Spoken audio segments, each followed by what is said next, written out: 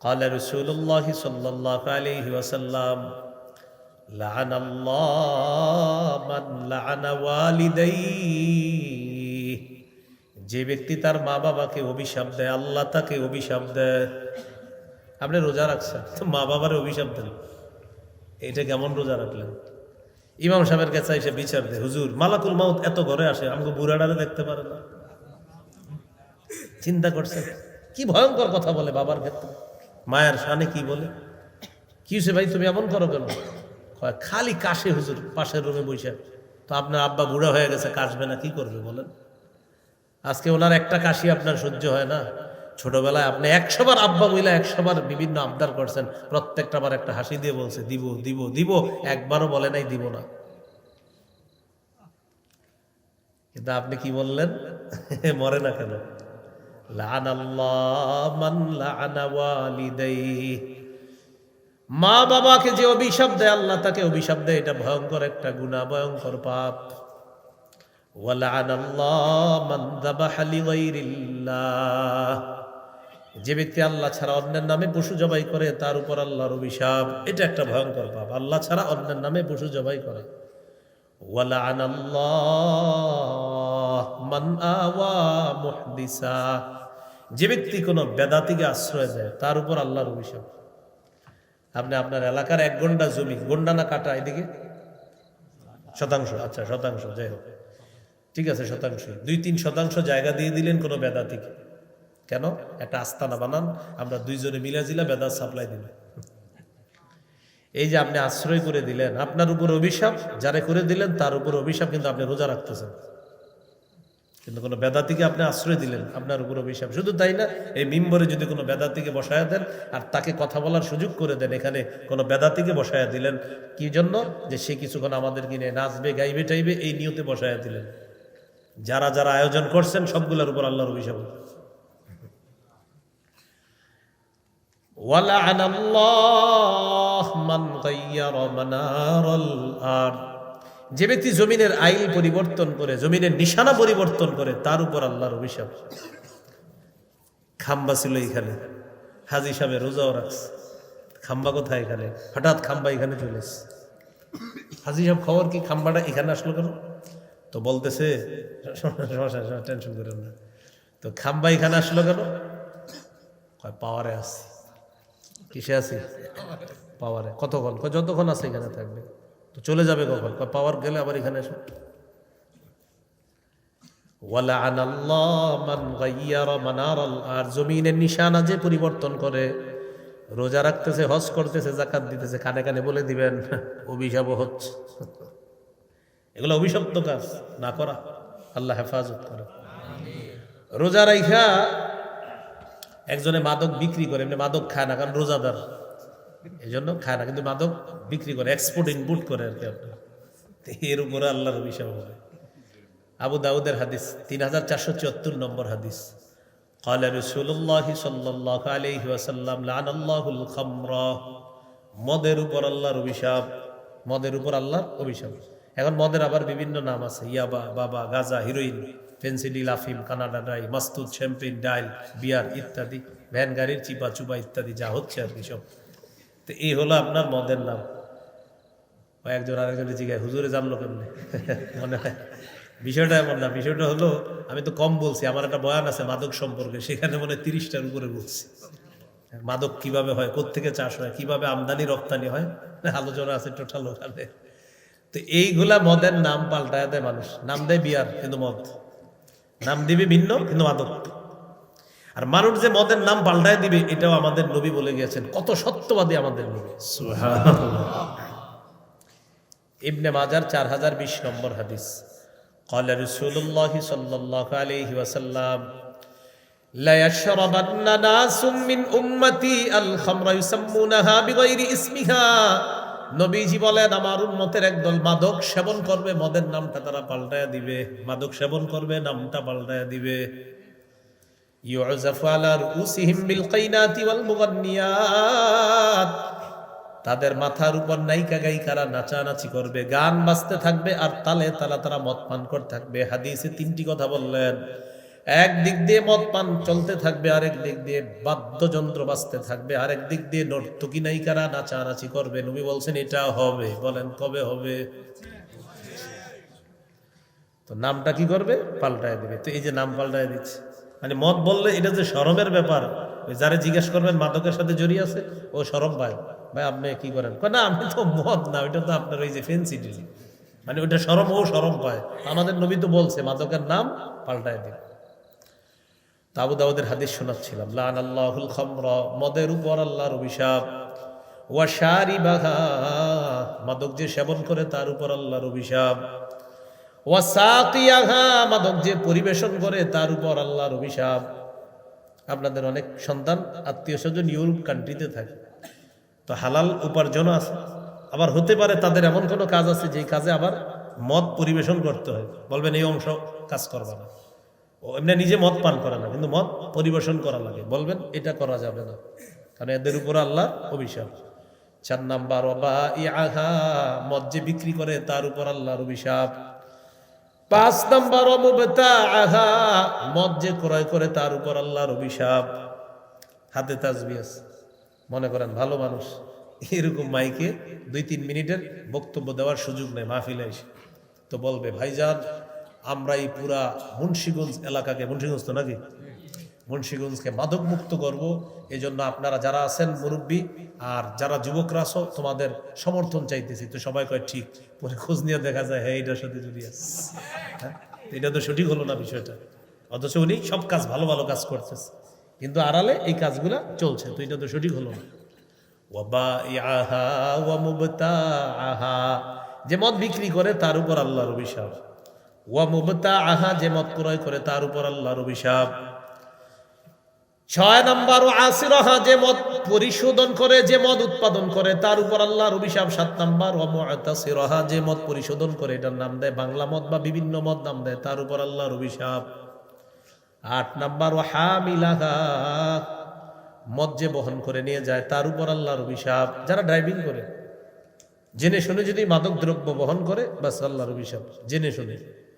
9 number, আল মাহমুলাতা ইলাইহি, যার কাছে মদ বহন করে নিয়ে যাওয়া হয় তার উপর আল্লাহর অভিশাপ। বলি নাউযুবিল্লাহ। কষ্টের বিষয় কি জানেন? আমাদের দেশ 90% বেশি মুসলমান, এটা আমরা দাবি করি মুখে, সংখ্যা কি বলেন তো, সংখ্যা। এই সংখ্যা নিয়ে আমার দ্বিমত নাই আমার, মানে এটা নিয়ে লম্বা একটা লেখা আছে যে শুধু সংখ্যা, আমরা সংখ্যাতে এগিয়ে আছি, কি 90% বেশি মুসলমান আমরা, এটা মানে গর্বের সাথে বলি। এটা যদি বিদেশের কেউ শুনে এরা ভাববে এই দেশে মনে হয় কোনো ধরনের অপকর্ম হয় না, যেখানে 90% বেশি মুসলমান, অথচ বেচারা জানেও না এই যে দেশ সবই হয়। হজ করতে যাবেন আপনি, কোথায়? হজে। হজে যাবেন, ওখানে আপনার বিভিন্ন জায়গায় বসাবে প্লেনে ওঠানোর আগে। ঘটনা চক্রে আমারে আমি হজে গেলাম যখন, যেই পাশে বসাইছে বাম পাশে তাকায় দেখি বিশাল বড় মদের বাস। আমাদের 90% বেশি মুসলমানের দেশে এয়ারপোর্টে আমরা গর্ব করি বলি কয় % মুসলমান, এইখানে যে বিশাল বড়। ঘটনা চক্রে আমার এই জায়গায় বসাইতে হবে কেন, আর আমি কেন দেখলাম? তো এই হলো আপনার চলতেছে। আল্লাহ হেফাজত করেন। তো এই যে আপনার অপরাধগুলা, এখন একজনের রোজা রাখছে, আহ্বানকারী ডাইকে ডাইকে বলতেছে এই ভালো কাজের অন্বেষণকারী সামনে বাড়ো, আর খারাপ কাজ যারা করো থামো থামো। তো উনি রোজা রাখে, লাল কাপড় লাগায় বিরিয়ানি বেচতেছে। উনি রোজা রাখতেছে, উনি দিনের বেলা লাল কাপড়ের আড়ালে রিক্সাওয়ালাদেরকে চা খাওয়াইতেছে, বন খাওয়াইতেছে। তো এই যে কাজটা করতেছেন, একদিক দিয়ে সে রোজাদার, ফেরেশতা ডাইকা বলে আরে থামো, তুমি কি করতেছো এগুলা? তুমি তো সংযত হবা, তুমি তো উল্টা নাফরমানি করতেছো। তুমি সংযত হবা, তুমি নাফরমানি করছো কেন? এই প্রতি রাতে আপনার প্রথম রাত থেকে শুরু হয় এইভাবে আহ্বান করতে থাকে, আহ্বান করতে থাকে, হে কল্যাণ অন্বেষণকারী তুমি আগে বেড়ে যাও, অকল্যাণ অন্বেষণকারী তুমি এবার থামো। উনি রমজানের আগেও যে অপরাধগুলা করতো, রমজান মাসে রোজা রাখতেছে ঠিক, কিন্তু ওই অপরাধ তার চলমান। তো কি হলো? আল্লাহ আমাদেরকে হেফাজত করে। তো বলছিলাম রমজান মাস আগে বেড়ে যাওয়ার মাস, সংযত হওয়ার মাস। রমজান মাস নেকি বহুগুণে বৃদ্ধি পাওয়ার মাস, সওয়াব বহুগুণে বৃদ্ধি পাওয়ার মাস। এক মহিলা আনসারী নারী রাসূল সাল্লাল্লাহু আলাইহি সাল্লাম তাকে বললেন, قال رسول الله صلى الله عليه وسلم لامرأة من الأنصار اعتمري فإن عمرة فيه تعدل حجتان। আনসারী নারীকে নবী বললেন, তুমি রমজান মাসে উমরা করো, রমজানে উমরা করা হজের সমতুল্য হয়ে যায়। রমজানে উমরা করা হজের সমতুল্য হয়ে যায়। আরেক বর্ণনা আছে, উমরাতুন ফি রমাদান কাহাজ্জাতিন মাই, রমজানে উমরা করা আমি নবীর সাথে হজ করার মতো। এই জন্য চান্সটা যাদের সুযোগ আছে নিয়েন, রমজানে উমরার চান্স নেওয়ার চেষ্টা করবেন, যে রমজান মাসে উমরা করবেন। আল্লাহ তৌফিক দান করেন। এই হলো আপনার রমজান মাস কেন শ্রেষ্ঠ। হ্যাঁ, হাদিস। তো রাসূলুল্লাহ সাল্লাল্লাহু আলাইহি সাল্লাম সুন্দর কথা বলছে। ও এক মহিলাকে বলছে রমজানে উমরা করো, রমজানে উমরা হজের সমতুল্য। তো জিজ্ঞাসা করছে হাদিস কিনা? হাদিস। নবীজি বলছেন রমজানে উমরা আমার সাথে হজ করার মতো। তো এই জন্য রমজানে যাদের সুযোগ হয় উমরা করা, আল্লাহ তৌফিক দান করেন। এই হলো রমজান মাস, নেকির মাস, কোরআন নাজিলের মাস, সওয়াব বহুগুণে বৃদ্ধির মাস। রমজান মাসের প্রথম রাত যখন শুরু হবে, রমজান মাস শুরু হয়ে গেল, পরের দিন রাখবেন আপনি রোজা। আরবিতে সৌম বা সিয়াম বলা হয়। সৌমের আবিধানিক অর্থ হলো আল ইমতিনা, বিরত থাকা। এটার আরেকটা অর্থ হলো কথা বলা থেকে বিরত থাকাকেও সৌম বলা হয়, চুপ, এটাকেও সৌম বলা হয়। যেমন সূরা মারিয়ামে আছে, মারিয়াম আলাইহাস সালাতু ওয়াস সালামের সন্তান ঈসা নবী যখন দুনিয়াতে আসলেন, উনি টেনশনে পড়ে গেলেন, আমার এখন কি হবে, আমি কিভাবে মানুষের সামনে যাব। ইয়া লাইতানি মিত্তু ক্বাবলা হাযা, হায় আমি যদি মারা যাইতাম এই দৃশ্য দেখার আগে। মানে উনি বলতেছে মানুষ আমারে বলবে তোমার বিয়ে হয় নাই, তোমার কোনো খারাপ রেকর্ডও নাই, তোমার ছেলে হইল কিভাবে, আমি এখন কিভাবে মুখ দেখাবো। মারিয়ামের আম্মা টেনশনে আছে। আল্লাহ তাআলা বলে দিলেন, فَإِمَّا تَرَيِنَّ مِنَ الْبَشَرِ أَحَدًا فَقُولِي إِنِّي نَذَرْتُ لِلرَّحْمَنِ صَوْمًا فَلَنْ أُكَلِّمَ الْيَوْمَ إِنسِيًّا। ঈসাকে নিয়ে যখন মানুষের সামনে যাবা, যখন কোনো মানুষ দেখবা, তখন তুমি ওই মানুষরা যখন তোমাকে জ্বালাতন করবে, তখন বলবা ইন্নী নাযারতু লির-রহমানি সাওমা, আমি রহমানের জন্য কথা না বলার মানত করেছি। ফালান উকাল্লিমাল ইয়াওমা ইনসিয়া, আজ আমি কোনো মানুষের সাথে কিছুতেই কথা বলতে পারবো না।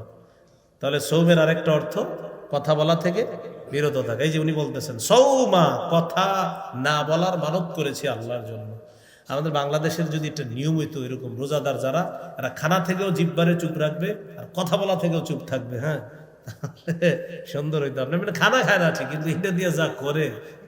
আপনার জুতা কত রমজানে জিজ্ঞাসা করে, কয় 800। আমি তোর বন্ধু মানুষ, 1780 টাকা দে। 750 দিলে হয় না? তুই আমার বন্ধু মানুষ, এই জন্য 780 বলছে। কিনাই আছে এটা 700 টাকা, দোস্ত রমজান মাস বুঝুস না এরকম। পরে কয় হ্যাঁ আল্লাহর কসম কিনা আছে 700 করে, খোঁজ নিয়ে দেখা গেছে 300 করে কিনা। আপনি আল্লাহর কসমটা কেন বললেন? হ্যাঁ, কসম না খাওয়া পর্যন্ত যা কর কইতেন, কসমও খাই লাইছে। আবার একটা মিছা কথা যিনি কইতেছে, আবার কসম খাই বলছে, তো কাফারা নগদ কসম। মানে এটা মানে মুখে বাঁধেও না, বলে ফেলতেছে। দেদার সোয়েটার কত 1200, 1100 দিলে হয় না? কিনাই আছে 1050। তো আপনি সোয়েটার গোডাউনে গেছেন, শোনেন কি 400 করে কিনা। একটা হলো আসলে যদি 1050 করে কিনা হয় তাহলে সত্য কথা, কিন্তু কিনা যদি 400 হয় 500 হয়, কিন্তু আপনি বললেন বাড়িয়ে, তাহলে সত্য হলো না মিথ্যা? মিথ্যা হলো। আল্লাহ হেফাজত করেন। মিথ্যাকে বলা হয় গুনাহের মা। বলেন মিথ্যাকে কি বলা হয়? গুনাহের মা। গুনাহের মা হলো মিথ্যা, এটা গুনাহের মা। আর গীবতকে বলা হয় আমল নষ্ট করার নীরব ঘাতক। মনে রাখবেন, গুনাহের মা হলো মিথ্যা, আর আমল নষ্ট করার নীরব ঘাতকের নাম হলো গীবত। আর মিথ্যা আর গীবত দুইটা হয় কি দিয়ে? জিহ্বা দিয়ে। এই জন্য বলছিলাম এই নিয়মটা এই দেশে হইলে ভালো হইতো, কথা বলবো না। তো মিথ্যাও হয়, গীবত হয়। এখন আসেন, নবীজি বলেন রমজান হলো রমজানের রোজাগুলা হলো জাহান্নাম থেকে বাঁচার ঢাল। যতক্ষণ এই ঢাল ছিদ্র না হবে, রমজানের এই রোজা নামক ঢাল ছিদ্র হয় দুটি অপরাধে, মিথ্যা আর গীবত। তো বলছিলাম মিথ্যা হলো সমস্ত অপরাধের মা, গীবত হলো নীরব ঘাতক, আপনার আমল নষ্ট করার। মজার ব্যাপার, এই দুইটাই হয় জিহ্বা নামক অঙ্গের মাধ্যমে। তাহলে জিহ্বা নিয়ন্ত্রণ করা, হ্যাঁ, তাহলে আবার আগের কথাগুলো ফিরে আসি। কোরআন তেলাওয়াত করা, আরো অনেকগুলো কথা বলা হয়েছে। এখন নতুন কথা হলো জিহ্বাটা নিয়ন্ত্রণ করা আজকে থেকে। আল্লাহ তৌফিক দান করেন। তিরমিজির হাদিস 2406 নম্বর হাদিস, 2406। উকবা ইবনে আমির রাদিয়াল্লাহু তাআলা রাসূলুল্লাহ সাল্লাল্লাহু আলাইহি সাল্লামের কাছে জানতে চাইলেন, মান নাজাতু ইয়া রাসূলুল্লাহ, ইয়া রাসূলুল্লাহ, মুক্তির উপায় কি আমি আপনার কাছে জানতে চাই। আল্লাহ নবী বললেন, মুক্তির উপায় অনেকগুলোর মধ্যে উল্লেখযোগ্য উপায় হলো তিনটি। মুখস্থ করি, মুক্তির উপায় কয়টি? এক নাম্বার, আমসিকা আলাইকা লিসানাক, জিহ্বা নিয়ন্ত্রণ করবা।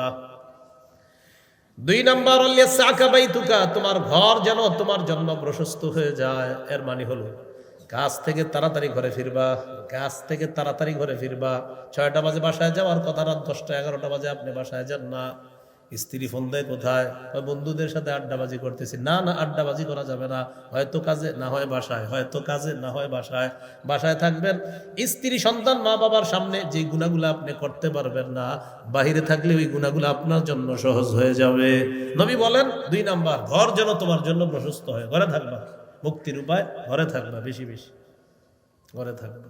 বর্তমানে আপনার এই যান্ত্রিক যন্ত্রণাটা আইসা বিবি সন্তান এদের থেকে পুরো আলাদা করে দিচ্ছে। ঘরে গেলেও কি করে জানেন না, অভিযোগ আসে, স্ত্রী সন্তানদেরকে সময় না দিয়ে বারান্দায় বসে থাকে। আপনার বাচ্চাটার সাথে একটু খেলেন না, একদিন দেখেন ও কত মজা পায়, আরাম পায়। একদিন ওরে বসে পড়ান, সরু সরা রশ্মি দীর্ঘি ইংরেজিতে ABCD, ওর যদি নাও হয় তাও বলবেন সুন্দর হয়েছে, আমার চেয়ে সুন্দর, আসলে সুন্দর হয়নি, সে খুশি, মহা খুশি সে। এই ঐতিহ্যগুলো আগে পরিবারে ছিল, এখন আর নাই। এখন থাকবে কিভাবে? ওই যে বাচ্চারে পড়াবে না, ওরে একটা দিয়ে ওই কোনায় বসায় রাখছে, মেয়েরে দিয়ে ওই কোনায় বসায় রাখছে, স্ত্রীও আবার রান্না করতেছে দেখে দেখে। কিভাবে করবেন বলেন? কথাগুলো কি বাস্তব কিনা? কিভাবে বলে মহব্বত ভালোবাসা হবে কিভাবে? পারিবারিক বন্ধনগুলো কিভাবে আনে? দেখেন বন্ধনটা কোনায় কোনায় চলে গেল, ছেলে এক কোনায়, মেয়ে আর এক কোনায়, স্ত্রীও রান্না করতেছে দেখে দেখে, আপনিও মোবাইল চালাইতেছেন। তো আপনি যেটা বন্ধনের মধ্যে ছিলেন, কেন স্ত্রী রান্না করতেছে, তার সাথে গিয়ে আপনি রান্নার কাজে দেখেন, আপনি আলুটা আগায়া দেন, আপনি একটু করেন। হাদিসে আসছে, আম্মা জান আয়েশা সিদ্দিকা রাদিয়াল্লাহু তাআলা আনহা বলেন, নবীজি ঘরের কাজে আমাদের সহযোগিতা করতেন। তো আপনি কে হয়ে গেছেন যে আপনি ওই কাজে সহযোগিতা করবেন না? এ হলো আমাদের অবস্থা। পারিবারিক বন্ধনগুলা একদম যান্ত্রিক যন্ত্রণাটা শেষ করে দিচ্ছে। আমি এটার নাম দিয়েছি যান্ত্রিক যন্ত্রণা। হ্যাঁ, যান্ত্রিক যন্ত্রণা। আমসিক আলাইকা লিসানাক, জবান নিয়ন্ত্রণ করো। 2 নাম্বার, ওয়ালিয়াসাকা বাইতুকা, তোমার ঘর যেন তোমার জন্য প্রশস্ত হয়, ঘরে থাকবা, স্ত্রীর সামনে থাকবা, মা বাবার সামনে থাকবা, সন্তানের সামনে থাকবা। 3 নাম্বার, অবকি আলা খতিআতি, গুনাহের কথা স্মরণ করে বেশি বেশি কান্নাকাটি করবা। 3টা অভ্যাস তুমি ধারণ করে নাও, মুক্তি তোমার জন্য সহজ হয়ে যাবে। তিরমিজির 2407 নম্বর হাদিস। এই হাদিসটি আমি বলি আর কি, পরামর্শ স্বরূপ বলি যে এই হাদিসটি সবাই প্রতিদিন স্মরণ করবেন, পারলে লিখে রেখেন, পকেটে রেখে দিবেন আর দেখবেন। ক্বালা রাসূলুল্লাহ সাল্লাল্লাহু আলাইহি ওয়াসাল্লাম, ইযা আসবাহা ইবনু আদামা ফাইন্নাল আযা কুল্লাহা তুকাফফিরুল লিসান।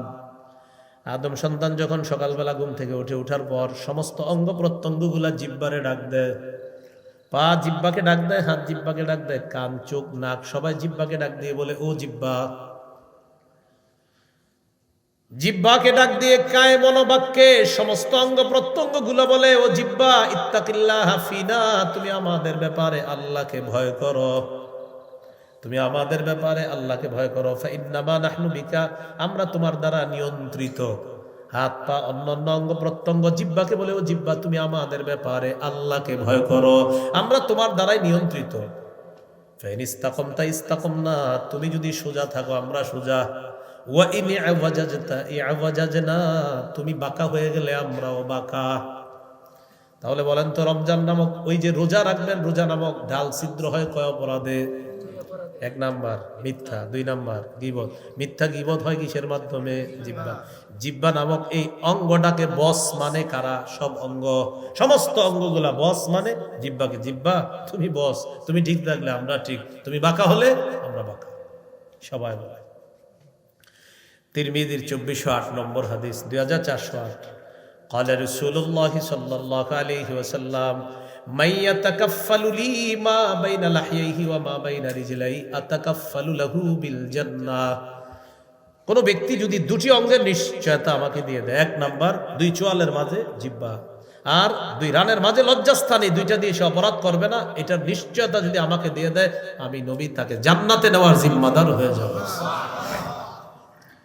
তিরমিজি 2409 নম্বর হাদিস। ক্বালা রাসূলুল্লাহ সাল্লাল্লাহু আলাইহি ওয়াসাল্লাম মান ওয়াকাহুল্লাহু শাররা মা বাইনা লাহইহি ওয়া মা বাইনা রিজলাই দাখালাল জান্নাহ। কোন ব্যক্তিকে যদি আল্লাহ মুখের অপরাধ আর লজ্জাস্থানের অপরাধ থেকে হেফাজত করে বাঁচায়, সে মরবে, জান্নাতে প্রবেশ করবে। তিরমিজির 2410 নম্বর হাদিস, 2410। এই হাদিসের বর্ণনাকারী সুফিয়ান রাদিয়াল্লাহু তাআলা তিনি বলেন, আমি রাসূলুল্লাহ সাল্লাল্লাহু আলাইহি সাল্লামকে জিজ্ঞাসা করলাম, হাদিসনি বিআমরিন আ'তাসিমু বিহি ইয়া রাসূলুল্লাহ, হুজুর আমারে এমন কিছু বলেন যেটা আমি মজবুতভাবে আঁকড়ে ধরে থাকতে পারি। নবীজি বললেন, কুর রাব্বি আল্লাহ, তুমি বলো আমার রব আল্লাহ। কি বলছেন? তুমি বলো আমার রব আল্লাহ। সুম্মা ইসতাকিম, এই কথার উপর অটল থাকো। তুমি বলো আমার রব আল্লাহ, আর এই কথার উপর তুমি অটল থাকো। এবার সাহাবী একটা প্রশ্ন করলেন, যেটা আমার আপনার জন্য অতীব জরুরি প্রশ্ন। সাহাবী নবীজিকে বললেন, মা আখওয়াফু মা তাখাফু আলাইয়া ইয়া রাসূলুল্লাহ, হুজুর আমার সবচেয়ে বিপজ্জনক বিষয় কোনটা মনে করেন আপনি? আমার ব্যাপারে আপনি সবচেয়ে বিপজ্জনক বিষয় কি মনে করেন? আখাদা বিলিসানি নাফসিহি, নবী নিজের জিহ্বা মুবারকটা ধরে বললেন, হাযা, এটা এটা তোমার সবচেয়ে বিপজ্জনক আমি মনে করি এটা এটা এটা বড় ভয়ঙ্কর, এটা আপনাকে বিপদে ফেলে দিবে। এটা এমন এক ভয়ঙ্কর জিনিস, এক কথায় সাজানো সংসার শেষ, 16 বছর নষ্ট হয়ে গেছে এক কথায়। এই জন্য এটা বড় বিপজ্জনক, আপনার এমন বিপদে ফেলবে, এই বিপদ থেকে উদ্ধার হওয়া মুশকিল হয়ে যাবে। আল্লাহ বুঝার তৌফিক দান করেন। না এটা হাসির ছলে নিবেন না, এটা উপদেশ গ্রহণ করেন যে আসলে ভয়ঙ্কর এটা। তিরমিজির হাদিস 2616 নম্বর হাদিস, 2616। হাদিসের বর্ণনাকারী মুআজ ইবনে জাবাল রাদিয়াল্লাহু তাআলা তিনি বলেন, নবীজির সাথে এক সফরে ছিলাম। সফরে নবীর কাছাকাছি হওয়ার পর আমি নবীজিকে প্রশ্ন করলাম, আখবিরনি বিআমালিন ইউদখিলুনিল জান্নাতা ওয়া ইউবাঈদুনি মিনান নার। ইয়া রাসূলুল্লাহ, আমাকে এমন কিছু আমল বলেন যে আমল আমাকে জান্নাতে প্রবেশ করাবে আর জাহান্নাম থেকে দূরে রাখবে। নবীজি জবাব দিলেন, লাকাদ সাআলতানি আন আযীম ওয়া ইন্নাহু লাসিরুন আলা মান ইয়াসসারাহুল্লাহু আলাইহি। তুমি আমাকে কঠিন একটা প্রশ্ন করছো, তবে এই প্রশ্নটা তাদের জন্য সহজ, আল্লাহ যাদের জন্য সহজ করে দেয়। কঠিন একটা প্রশ্ন করেছো, তবে প্রশ্নটা তাদের জন্য সহজ, যাদের জন্য আল্লাহ সহজ করে দেয়। তো রাসূলুল্লাহ সাল্লাল্লাহু আলাইহি সাল্লাম বললেন, তা'বুদুল্লাহ লা তুশরিকু বিহি শাইআ, আল্লাহর ইবাদত করবা, শিরিক করবা না। বললেন, ওয়া তুকিমুস সালাহ, নামাজ কায়েম করবা, ওয়া তুতিজ যাকাহ, যাকাত আদায় করবা, ওয়া তাসুমু রমাদান, রমজানের রোজা রাখবা, ওয়া তাহুজ্জুল বাইতা, হজ করবা। নবীজি বলে দিলেন, ইবাদত করবা, নামাজ পড়বা, হজ করবা, যাকাত দিবা, আর তুমি রমজানের রোজা রাখবা। এই 5টা কথা বললেন। বলার পর বললেন, আলা আদুল্লুকা আলা আবওয়াবিল খাইর, আমি কি তোমাকে কল্যাণের দরজা সমূহের কথা বলবো না? এবার নবীজি বললেন, কল্যাণের অনেকগুলা দরজার মধ্যে উল্লেখযোগ্য দরজা হলো 3টা। 1 নাম্বার as-সাওমু জুন্নাহ, 1 নাম্বার রোজা কল্যাণের দরজা। 2 নাম্বার সাদাকাতু তুতফিউল খাতিআতা কামা ইউতফিউল মাউন নার, সদকা কল্যাণের দরজা। সদকা গুনাহকে এমন ভাবে মিটিয়ে দেয় যেমন পানি আগুনকে নিভিয়ে দেয়, সদকা গুনাহকে ধুয়ে মুছে সাফ করে দেয়। এটা কল্যাণের দরজা। 3 নাম্বার সালাতুর রাজুলি মিন জাওফিল লাইল, রাতের বেলায় তাহাজ্জুদ নামাজ পড়া। রাতে কি পড়া? তাহাজ্জুদ নামাজ পড়া। 3টা কল্যাণের দরজা। এরপরে নবী বললেন, আলা উখবিরুকা বিরাসিল আম, আমি কি তোমাকে সব জিনিসের মূল কোনটা বলবো না? ওয়া আমুদিহি, সব জিনিসের খুঁটি কোনটা বলবো না? ওয়া দিরওয়াতি সানামি, সব জিনিসের চূড়ান্ত শিখর কোনটা বলবো না? নবী বললেন, রাসূল আমরি আল ইসলাম মূলের নাম হলো ইসলাম, ওয়া আমুদুহু আস-সালাহ, খুঁটির নাম হলো নামাজ, ওদের রুয়াতু সানাবিহি আল জিহাদ, চূড়ান্ত শিখরের নাম হলো জিহাদ। কি বলেন তো? জিহাদ। তাহলে সর্বোচ্চ শাখা কি? জিহাদ। মূলের নাম ইসলাম, খুঁটির নাম নামাজ। এই সবগুলা বইলা নবীজি বললেন, আলা উখবিরুকা বিমালাকি যালিকা কুল্লিহি, এই যে তোমাকে এতগুলা ওয়াজ করলাম, নামাজের কথা বললাম, রোজার কথা বললাম, হজের কথা বললাম, যাকাতের কথা বললাম, কল্যাণের দরজা সমূহের কথা বললাম, সৎকার কথা বললাম, আমি কি তোমাকে সবগুলার সার নির্যাস বলবো না? এটাই তো আসল। এই সবগুলার সার নির্যাস তোমাকে বলবো না? সাহাবী অবাক, এতগুলা ওয়াজ করছে নবীজি, এখন বলতেছে সার নির্যাসটাই নাকি বাকি। নবীজি জিব্বা ধরলেন, ধরার পর বললেন, কুফা আলাইকা হাযা, এটা নিয়ন্ত্রণ করবা, সব ঠিক থাকবে। তোমার নামাজ, রোজা, হজ, যাকাত সব ঠিক থাকবে, এটা নিয়ন্ত্রণ করবা। সাহাবী বললেন, ইন্না লামুআখাযুনা বিমা নাতাকাল্লামু বিহি ইয়া রাসূলুল্লাহ, হুজুর কথার কারণে আল্লাহ আমাদেরকে ধরবে? নবী বললেন, হাল ইয়াকুবুন নাসা ফিন নারি আলা ওয়ুজুহিহিম আও আলা মানাখিরিহিম ইল্লা হাসাইদু আলসিনাতিহিম, বেশিরভাগ মানুষ মাথাটা নিচে আর পা উপরের দিকে দিয়ে জাহান্নামে নিক্ষেপ করা হবে শুধু জিহ্বার অপরাধের কারণে। রোজা ছিদ্র হয় কয় অপরাধে? মিথ্যা গীবত। মিথ্যা গীবত হয় কি দিয়ে? বেশিরভাগ মানুষ জাহান্নামে যাবে কোন অঙ্গের কারণে? জিহ্বা। সওমের আবিধানিক অর্থ হলো কথা বলা থেকে বিরত থাকা। মনে আসেনি? এটা বলতেছিলাম, সওমের একটা অর্থ হলো কথা বলা থেকে বিরত থাকা। তো যাই হোক, রমজান মাসে জিহ্বাটাকেও নিয়ন্ত্রণ করার চেষ্টা করা। আল্লাহ তৌফিক দান করেন। খুব সংক্ষেপে মনে রাখবো, রমজানের রোজা ফরজ হয়েছে 4টি ধাপে। বলেন কয় ধাপে? একটু বলেন তাহলে মনে থাকবে। বলেন, অভ্যাস 2, আদেশ 3, ফরজ, ধনীদের জন্য একটু ছাড়। বলেন 4, ফরজ কোনো ছাড় নাই। 3 নাম্বার ফরজ, তবে ধনীদের জন্য একটু সুযোগ ছিল। আর 4 নাম্বার ধনী গরিব আর কোনো সুযোগ নাই, এখন সবার উপর ফরজ। এই 4টি ধাপে রমজানের রোজা আল্লাহ ফরজ করছে। প্রথম কি ছিল? অভ্যাস। তিরমিজির হাদিস, 761 নম্বর হাদিস। আবু যর গিফারি রাদিয়াল্লাহু তাআলা আনহু কে রাসূলুল্লাহ সাল্লাল্লাহু আলাইহি সাল্লাম বললেন, আবু যর, ইদা সুমতা মিনাশ শাহরি সালাসাতা আইয়াম ফাসুম 13 ওয়া 14 ওয়া 15। তুমি যদি প্রতি মাসে 3টা রোজা, 13, 14, 15, এই 3 দিন রোজা রাখবা। তুমি যদি প্রতি মাসে 3টা রোজা রাখতে চাও, যদি চাও, অভ্যাস, মন চাইলে রাখবা 13, 14, 15। আরেকটি কথা মনে রাখবেন, হাদিসে আছে রাসূল সাল্লাল্লাহু আলাইহি সাল্লাম বলেন, মান সামা সালাসাতা আইয়ামিন মিন কুল্লি শাহরিন, কেউ যদি প্রতি মাসে 3টা রোজা রাখে, আরবি মাসের 3টা রোজা রাখবেন, এর মানে 3, 11, 33টা রোজা। কানা কাস কামান সামাদ দাহরা, সে যেন ওই ব্যক্তির মতো হয়ে গেল যে সারা বছর রোজা রাখছে। 3, 11, 33টা রোজা। এই অফারটা যদিও শাওয়াল মাসে আছে। মান সামা রমাদান, যে রমজানের রোজা রাখবে, সুম্মা আতবাহু সিত্তাম মিন শাওয়াল, শাওয়ালে 6টা রোজা রাখবে, কানা কাসিয়ামিদ দাহরি, সে যেন সারা বছর রোজা রাখছে। তাহলে অফারটা 2 ভাবে, একটা হলো শাওয়ালে 6 রোজা, আর একটা হলো 11 মাসে 33টা রোজা, প্রতি মাসে 3টা করে। তো যাই হোক, নবীজি বললেন, তুমি যদি রোজা রাখতে চাও তো প্রতি মাসে 3টা রাখবা, 13, 14, 15। এটা হলো অভ্যাস করাইলেন। 2 নাম্বার কি ছিল? আদেশ। সহিহ বুখারী 2002 নম্বর হাদিস, আয়েশা সিদ্দিকা রাদিয়াল্লাহু তাআলা আনহার বর্ণনা, কানা ইয়াউমু আশুরা তাসুমুহু কুরাইশুন ফিল জাহিলিয়্যাহ ওয়া কানা রাসূলুল্লাহ সাল্লাল্লাহু আলাইহি সাল্লাম ইয়াসুমু। জাহিলি যুগে কুরাইশরা মুহররমের 10 তারিখে রোজা রাখত, রাসূলুল্লাহ সাল্লাল্লাহু আলাইহি সাল্লামও রোজা রাখতেন। ফালাম্মা কাদিমাল মাদিনাতা, নবীজি যখন মদিনা আসলেন, দেখি কি ইহুদিরা মুহররমের 10 তারিখে রোজা রাখে। নবীজি বলেন, আচ্ছা তোমরা মুহররমের 10 তারিখে রোজা রাখো কেন? তারা বলল, নবী মুসাকে আল্লাহ মুহররমের 10 তারিখে মুক্তি দিয়েছে ফেরাউন বাহিনী থেকে, তিনি শুকরিয়াতান মুহররমের 10 তারিখে রোজা রেখেছে, আমরাও মুসা নবীকে অনুসরণ করে মুহররমের 10 তারিখে রোজা রাখি। নবীজি বললেন, না, তোমাদের চেয়ে মুসা নবীর অনুসারীর হকদার হিসাবে আমরা বেশি দাবি রাখি। মুসা নবীকে মোহাব্বত করার দাবিদার তোমাদের চেয়ে আমরা বেশি, আমার উম্মত মুসলমান যারা তারা বেশি। নবীজি নিজে গুরুত্ব দিয়ে মুহররমের 10 তারিখে রোজা রাখা শুরু করলেন। ও আমার বিসিয়ামিহি, সাহাবীদেরকে আদেশ করলেন, এখন থেকে তোমরা 10 তারিখে রোজা রাখবা। আর ওদের বিরোধিতা করার জন্য 9 অথবা 11 রোজা রাখা তাদের বিরোধিতা করবা। হয়তো 9, 10 রাখবা, না হয় 10, 11 রাখবা, বাকি উত্তম হলো 9, 10 রাখা। কারণ নবীজি বলেছেন, আমি যদি বেঁচে থাকতাম আগামী বছর লাসুমান্নাত তাসিআ, তাহলে আমি 9 তারিখেই রাখতাম। এখান থেকে বোঝা যায় 9, 10 গুরুত্ব আর কি। তো 9, 10 রাখতে পারেন, 10, 11 রাখতে পারেন। এখন এটা হলো আদেশ 2 নাম্বার। 1 নাম্বার ছিল অভ্যাস 3টা রোজা প্রতি মাসে, আর 2 নাম্বার আদেশ মুহররমের 10 তারিখে রোজা রাখাইতেন সাহাবীদের। 3 নাম্বার ফরজ, তবে ধনীদের জন্য একটু ছাড় ছিল। সূরা বাকারা 183 নম্বর আয়াতে আল্লাহ বলেন, ইয়া আইয়ুহাল্লাযীনা আমানু কুতিবা আলাইকুমুস সিয়াম, হে ঈমানদারগণ তোমাদের উপর সিয়াম ফরজ করা হয়েছে।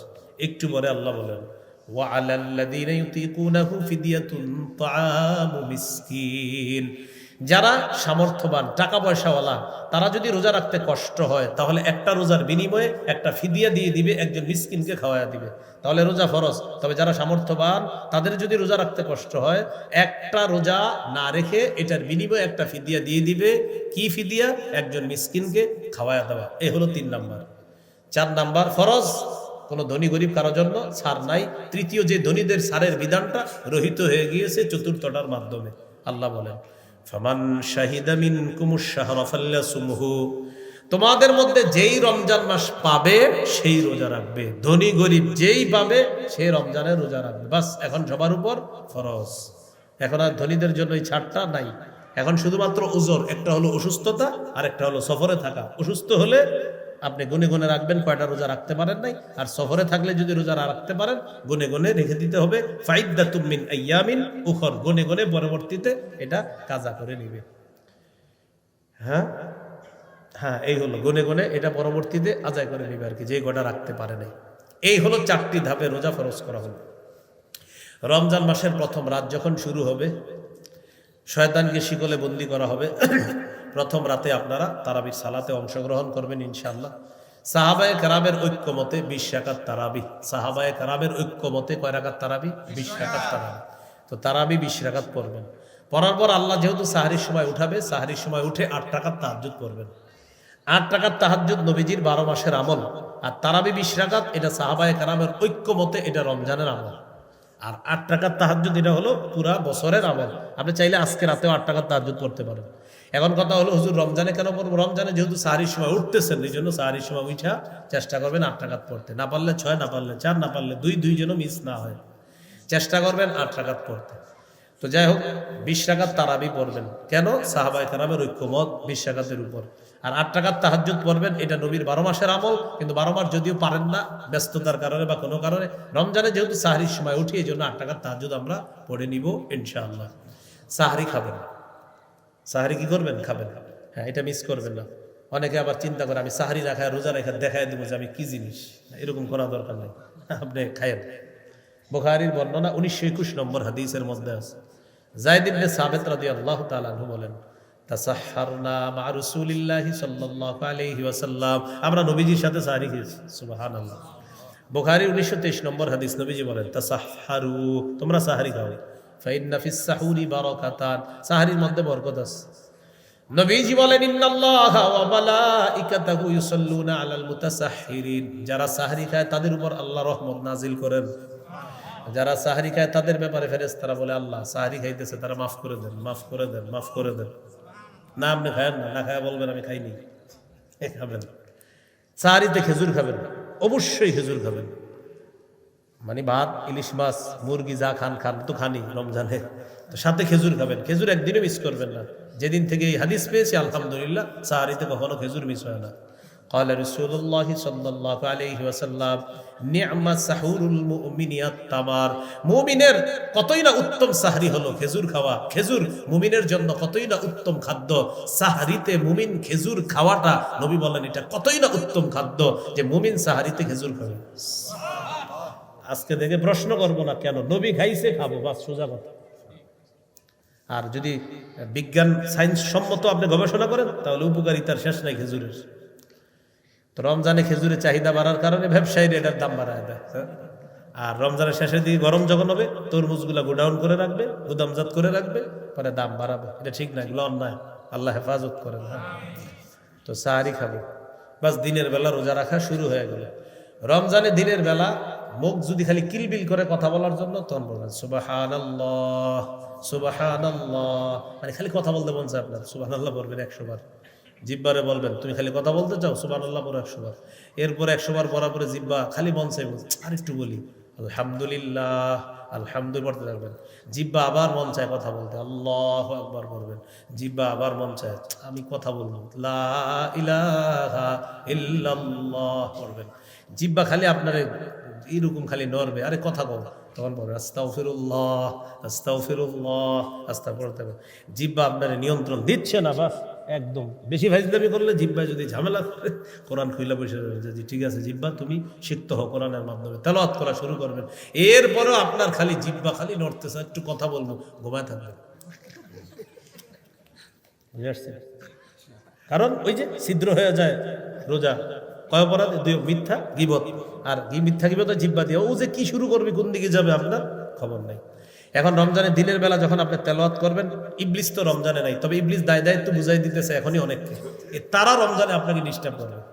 আপনি তেলাওয়াত করতে বসবেন, নিয়ত করবেন, 3 বার পড়বেন, হঠাৎ পিছন দিয়ে একদিনকে বললো আসসালামু আলাইকুম, আপনার কি দরকার আছে এখন সালাম দেওয়া? দেখতেছেন না তেলাওয়াত করতেছে, হ্যাঁ? তো যাক, সালাম দেওয়ার পরে তো আপনি তাকাইছেন, ভাই কি হয়েছে, একটু কথা বলতে আসছিলাম, আমি তো 3 পারা বললাম। আচ্ছা বইরেন, একটু ইয়া করবেন, তো 1 পারা বইরা বন্ধ করে ফেলছে, বাকি কয় পারা আছে ওনার আরো? তো জিজ্ঞাসা কি অবস্থা, ভালো আছেন কি? আলহামদুলিল্লাহ। সাহারি খাইছেন? আলহামদুলিল্লাহ। প্রশ্ন ভালোই ছিল, রোজা রাখছেন তো? আলহামদুলিল্লাহ। তো তারাবি পড়ছেন নি? হ্যাঁ আলহামদুলিল্লাহ পড়ছি। তো করাঘাত পড়ছেন? পড়ছি। 20 না 8? আপনি বলবেন 20ও পড়ছি 8ও পড়ছি। আরে 20-8% মানে দোনোটাই, হ্যাঁ 20ও পড়ছি 8ও পড়ছি। পড়েন নাই কোনটা? বলবেন ঝগড়া পড়ি নাই। তুমি যে নিয়তে আসছো এটা পড়ি নাই। আসসালামু আলাইকুম। নবীজি হাদিসে বলছে ফাইন সাব্বাহু আহাদুন, ঝগড়া করতে কেউ যদি আসে তুমি বলবা ফাল্যাকুল ইন্নী মিরউন সাইম, আমি রোজাদার, ঝগড়ার সুযোগ নাই। এ নিয়ত করে আসছিল আপনারা অনেকক্ষণ বুঝাবে বিভিন্ন বিষয়, বুঝছেন? এই জন্য আপনি ওই যে বুদ্ধি করে 20ও পড়বেন 8ও পড়বেন। যদি বলে 20 বলবেন হ্যাঁ, 8 হ্যাঁ, দোনোটাই হ্যাঁ। 20ও পড়ছো? হ্যাঁ। কেন? সাহাবায়ে কেরামের ঐক্য। 8ও পড়ছো? হ্যাঁ। কেন? নবীজির 12 মাসের আমল, দুইটাই পড়ছি। 20 পড়ছো, তারাবি পড়ছি। 8 পড়ছো, নবীর 12 মাসের আমল তাহাজ্জুদ, এই জন্য এটা দোনোটা পড়ছি। তো বড় নাই কি? ঝগড়া পড়ি নাই। কোনটা পড়ি নাই?